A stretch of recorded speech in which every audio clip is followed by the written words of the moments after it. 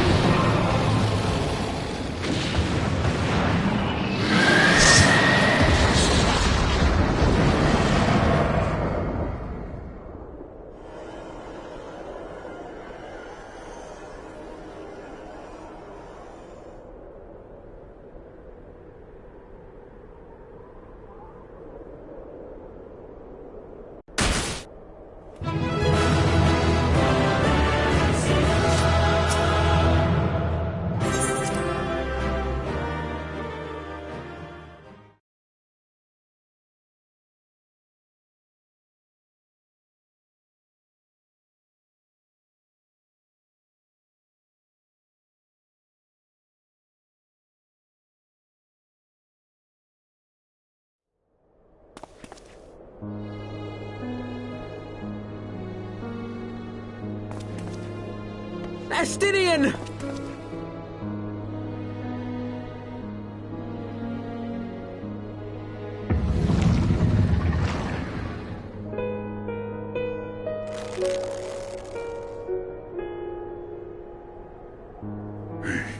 Is this to be mine end? Nay, I will not allow it. I am of the first brood. I am vengeance incarnate. I am Nidhogg! Thou shalt die by my hand!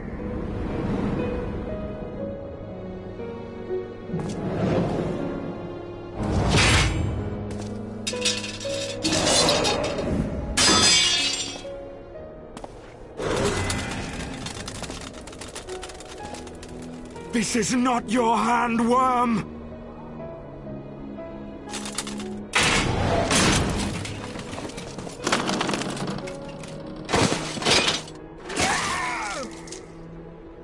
Thou wilt obey!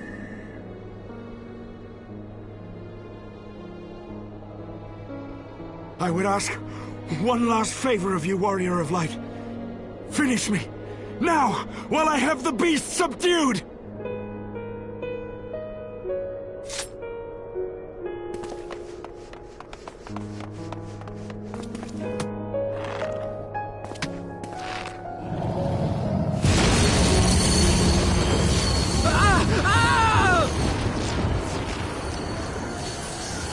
You waste your time!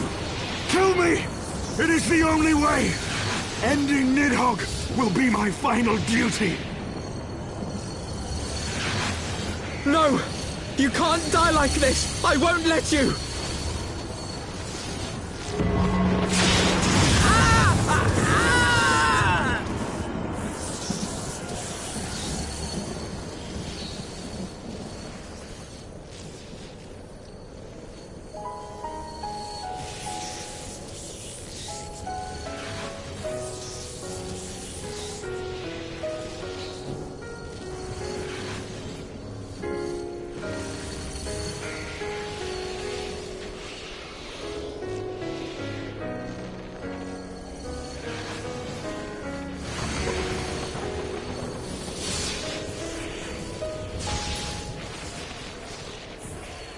Children of the land,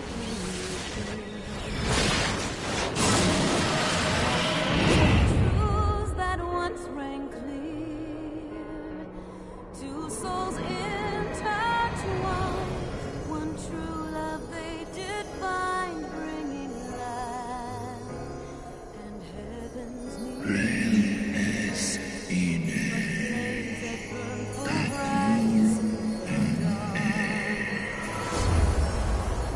Memories dimmed by shadowed hearts. In the waxing gloom did wane the lover's moon, watching as their worlds drift apart.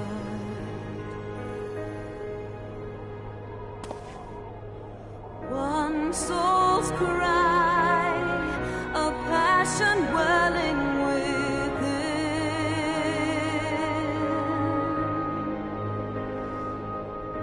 Sacrifice,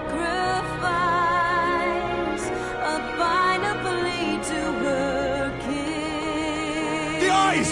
Cast them into the abyss! Yet this bond of hope by treachery was broke, scattering her words to the wind.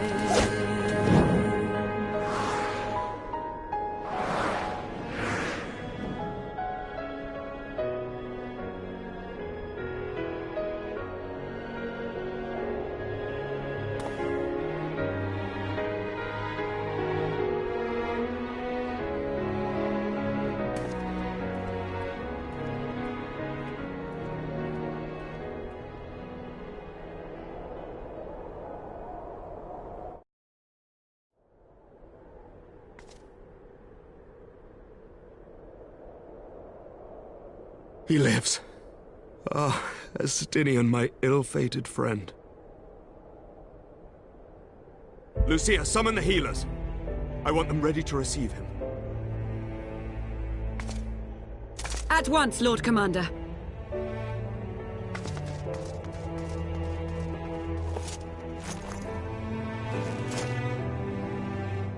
Allow me to do this much, at least.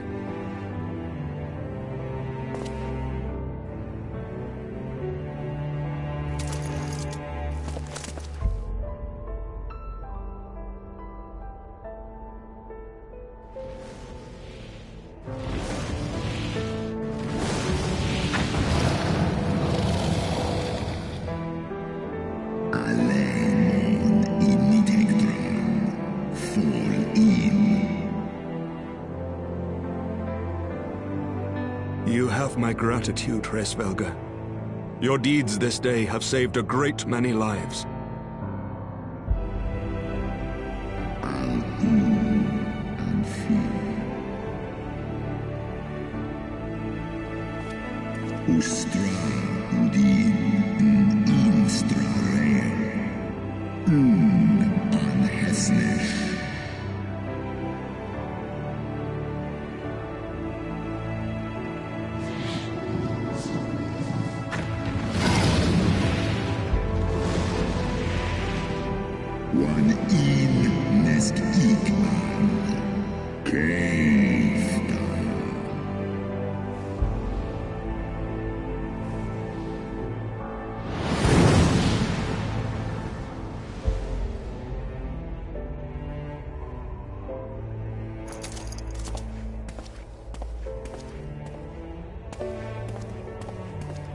The battle is won.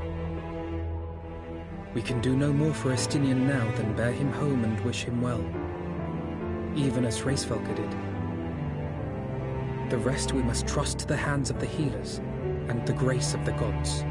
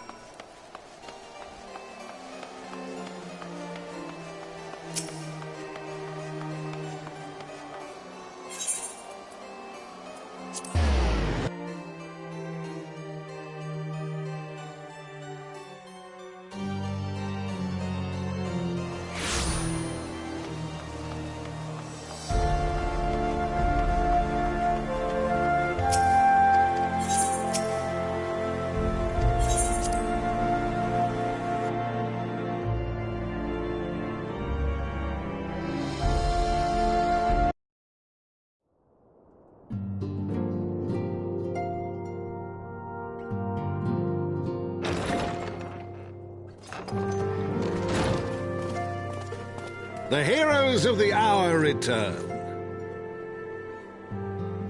We but did our duty, my lord. It was the memories of fallen friends and not our heroism which saw us through at the last.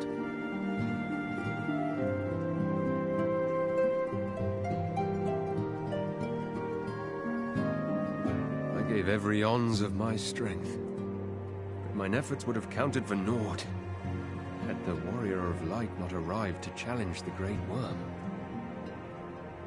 As a sworn knight of Ishgard, I had hoped to do more for my city.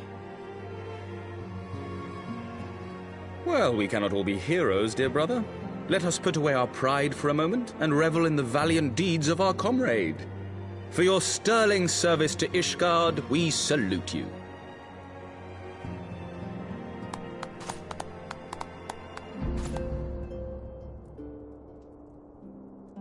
And while we're on the subject of valiant deeds, I believe I myself have earned some small measure of recognition. Under my watchful command, the ballistas of the Outer Ward struck down a veritable swarm of Dravanian invaders. My lord's command was certainly watchful. He bravely watched as the siege crews took aim, and continued to watch as countless wyverns met their end. Indeed, the ward's defenders proved so well drilled that my lord had little occasion to stop watching.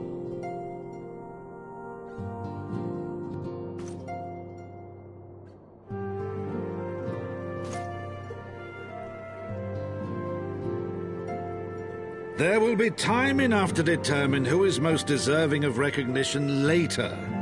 Our friends are doubtless weary from their exertions. I had chambers prepared in expectation of your return. You are welcome to retire at your leisure.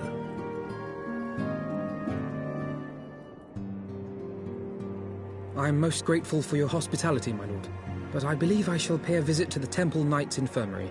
Pray excuse me.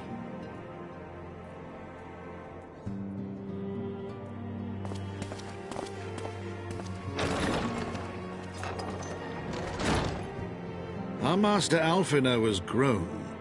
The plight of his stricken brother-in-arms pains him more than his own hurts. In which respect he has come to resemble you, warrior of light. Go then, visit the Azure Dragoon, and grant him what comfort you may.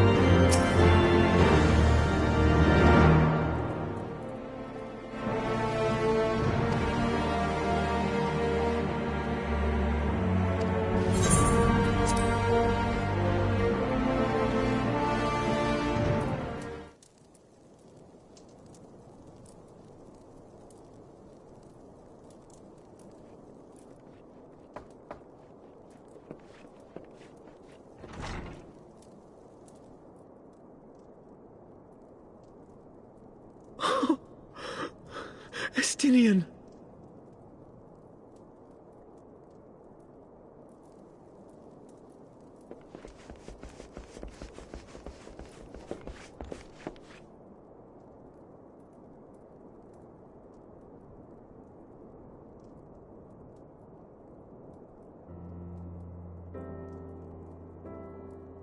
Cease your mewling, boy. It grates my ears.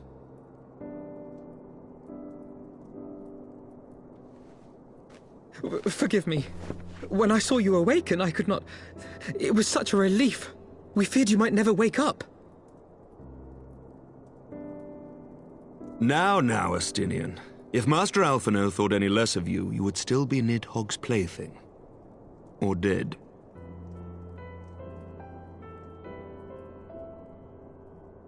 Aye, 'twas but a jest. I thank you, Alphino. And you too, warrior of light. Quite how you managed to persuade Hraesvelgr to aid in his brood brother's downfall I cannot imagine. But full glad am I that you did. Yet again, you have achieved the impossible.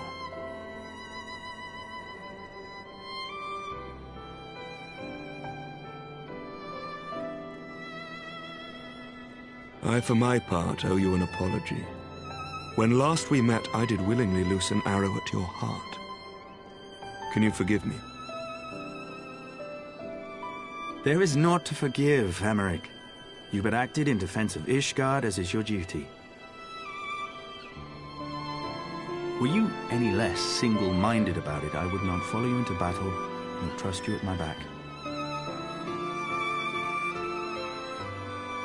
Besides, I had come to the selfsame conclusion, that I would have to perish for Nidhogg to be stopped. So let us dispense with the hand-wringing. I have heard enough mewling for one day. Oh!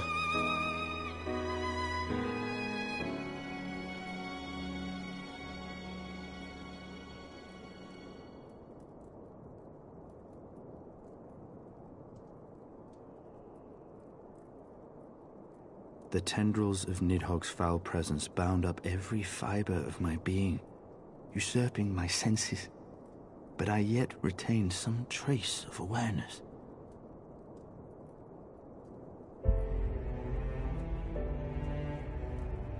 The worm's mind was as a vast and tumultuous sea.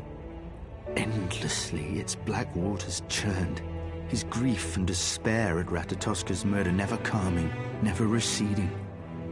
Driven by this surging current came wave upon wave of unrelenting rancor. It was the very image of my own heart. There I saw the dark reflection of the hatred I felt after Nidhogg slew my family, when no path remained save vengeance against dragonkind.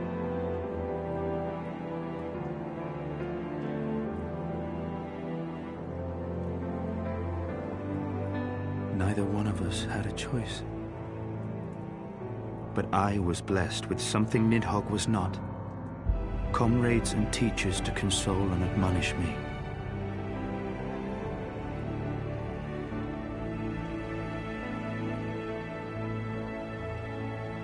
Had I not had them to gainsay my obsession, it would surely have consumed me as Nidhogg's did him, and we would have been in all respects alike.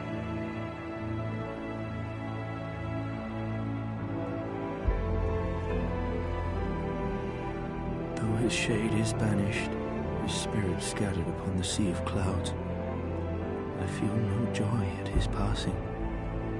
Where once I craved vengeance, I now crave rest.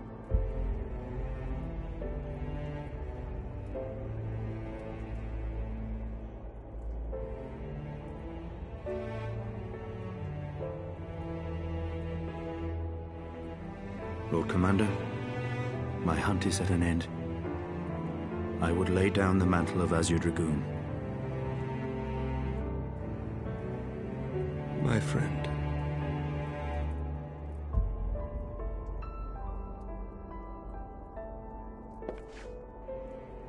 He has tired himself with too many words. I doubt not that he will make a full recovery, but he must be allowed some few days of quiet.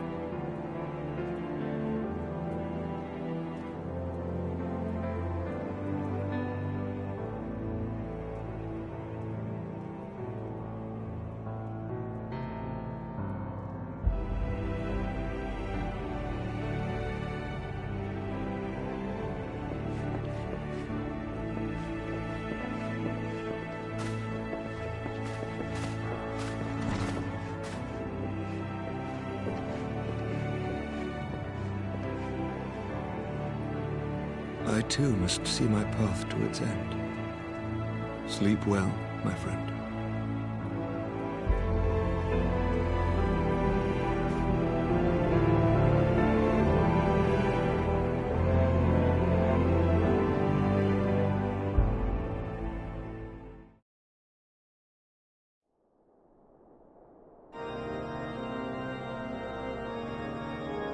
Following the battle with Nidhogg on the Steps of Faith, Sir Emeric called an assembly that he might make his final proclamation as acting head of state.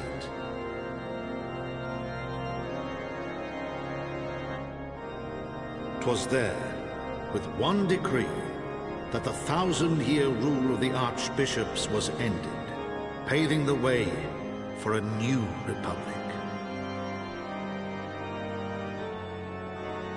The governance of Ishgard would now be placed in the hands of high and lowborn alike, their ranks represented by the newly founded House of Lords and House of Commons. Church was separated from state. The foundation for change had been carefully laid, and the reforms proposed by Ishgard's new government passed into law without incident. His duty done, Emeric de Burrell gladly stepped down from the Archbishop's dais, only to be raised unto the highest seat in the House of Lords.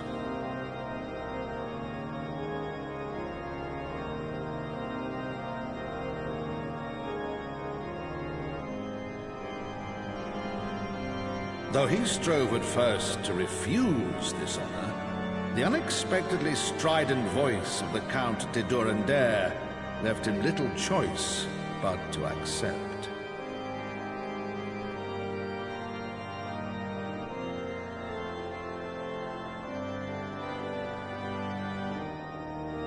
And so it was that the winds of gentle revolution came to stir.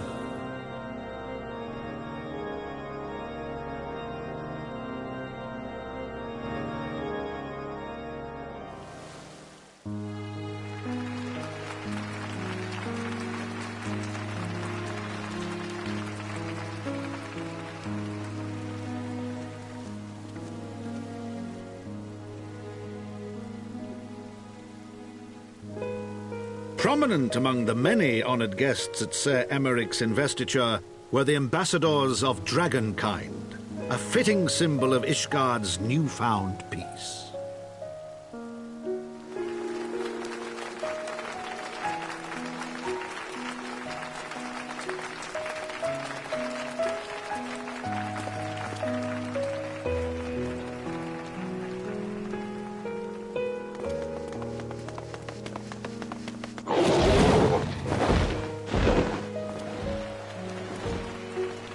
The people looked on in awe as he soared through the heavens on Dragonback.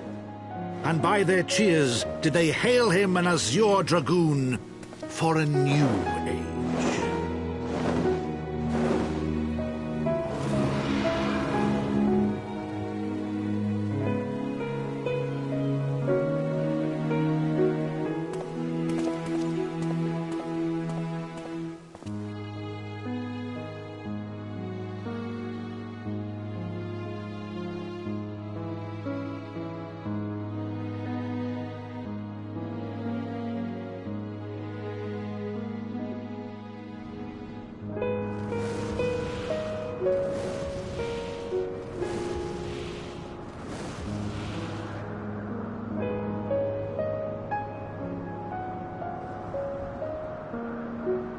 Thus were the notes of the dragon song rewritten, the din of war giving way to a rising litany of peace and hope.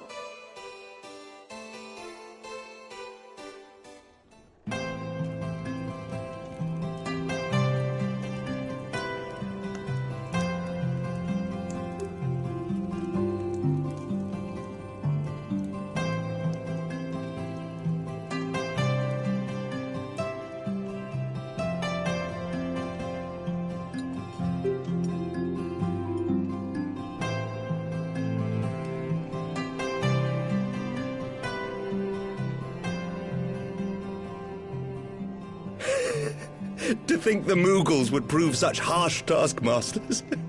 Forgive me. I did not know you had suffered so in your quest for the Horn.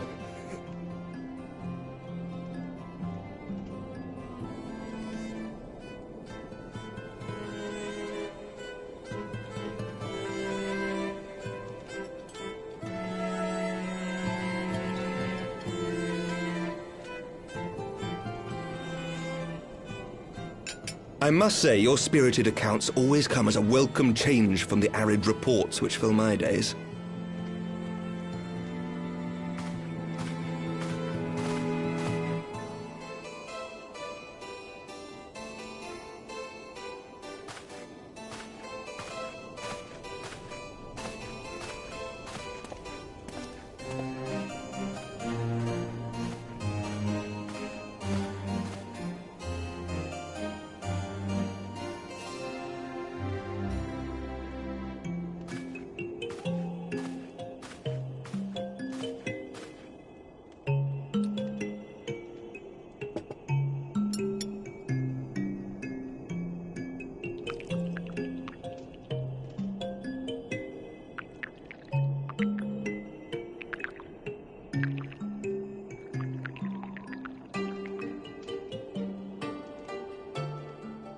Though I have lived in these lands my entire life, to hear you speak of them, there is much and more I have yet to see. Truly, yours was a marvelous journey.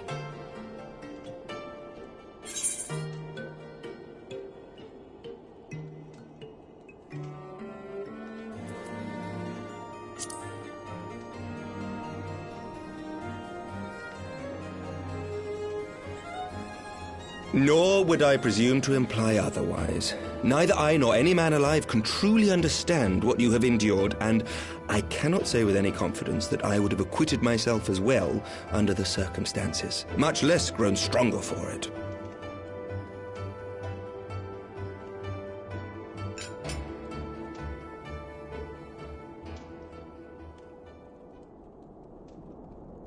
By your deeds, you have helped us to lay the foundation for lasting reform.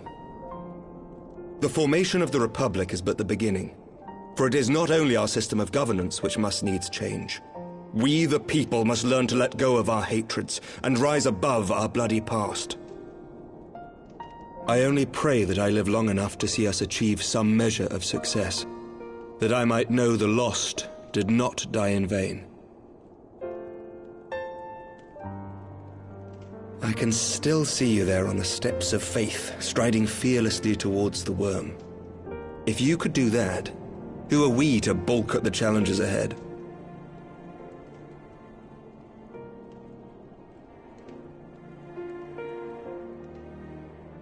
The question of how best to strengthen ties with the other great nations of Eorzea has been debated at length in the Lords and Commons of late.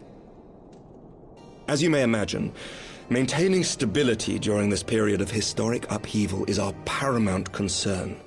Nevertheless, we are greatly indebted to the Alliance for their support during the Grand Melee, and it would be remiss of us not to repay their faith in kind.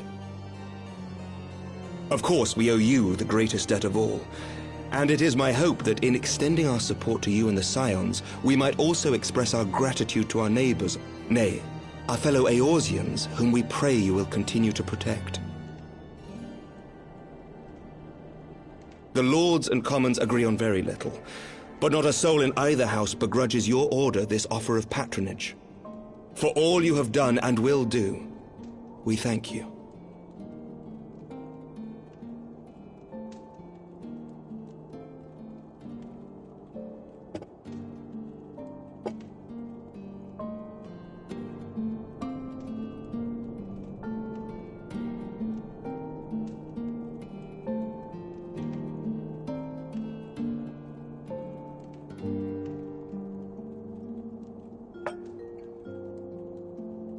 May I ask a personal question? Now that the dust has settled, what will you do? Not as a scion, I mean, but what do you want for yourself?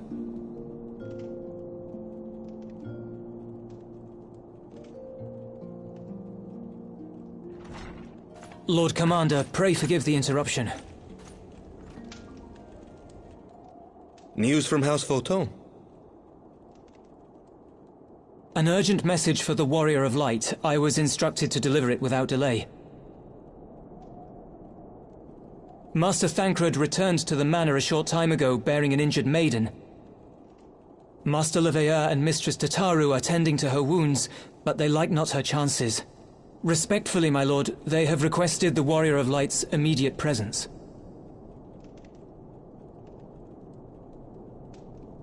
You must go to them, my friend, and I shall go with you.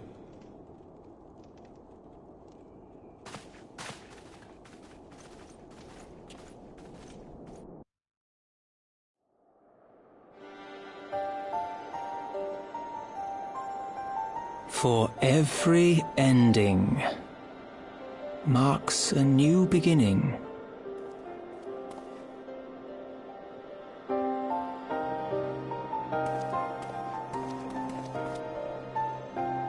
From tragedy and sacrifice, we rise to greet a new dawn, as did he.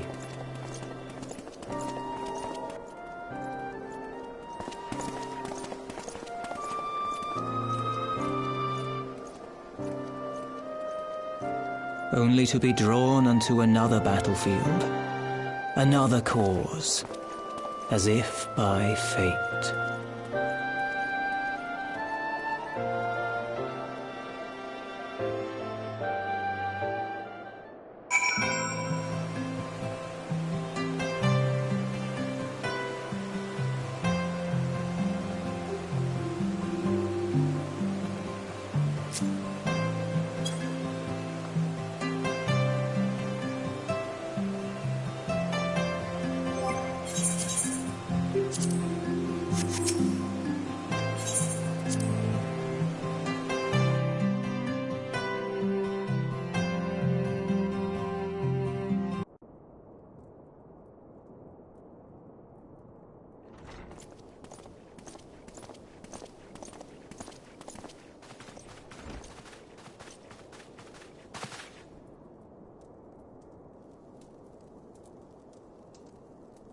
Yes.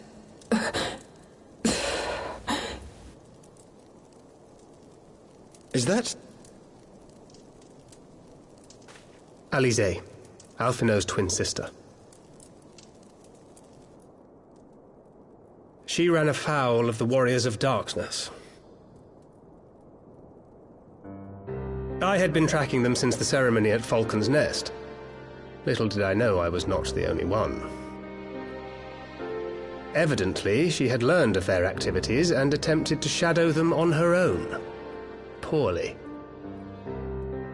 I rescued her in the Twelveswood, and together we fled north. But though I made every effort to cover our tracks, they caught up with us on the Ishgardian border. And in the ensuing struggle, Elise took an arrow to the shoulder. It was only after we had made good our escape that I realized it was poisoned.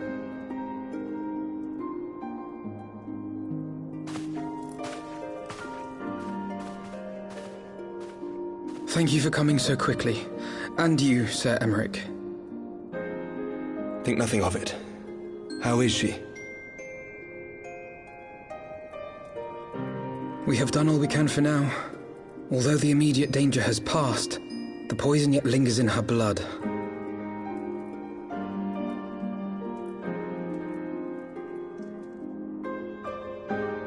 We came to Eorzea together, hoping to bring salvation to the realm our grandfather gave his life to protect. But when confronted with the bitter realities of its politics and its petty powermongers, she was driven to anger and to doubt.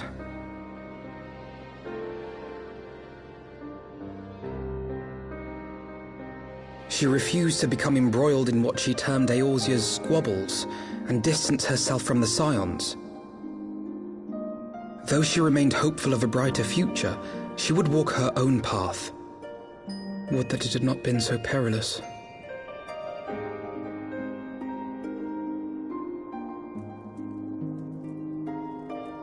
For all our differences, she's as dedicated as any Scion to the salvation of Eorzea.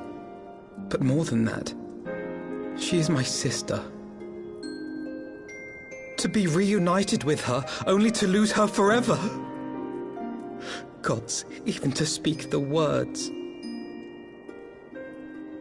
Take heart, Master Alphino. She will be attended by our most skilled chirurgeons.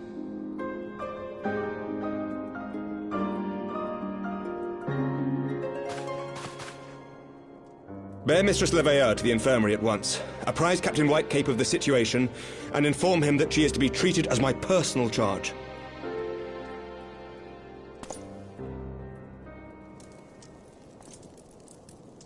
Wait, don't go.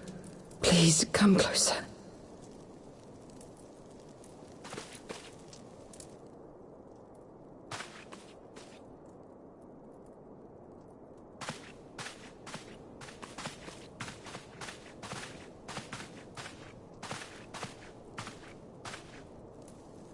The warriors of darkness are in league with the Ascians.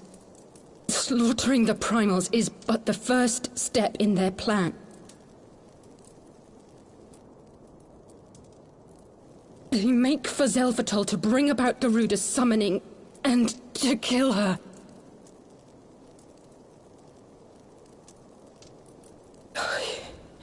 You must stop them.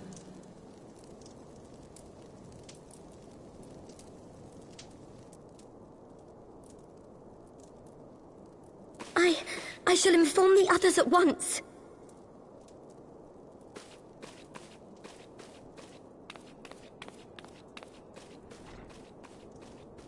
Master Thancred, I would ask that you accompany Mistress Leveilleur to the infirmary. Your knowledge of her injuries may well prove useful in determining her treatment. Of course.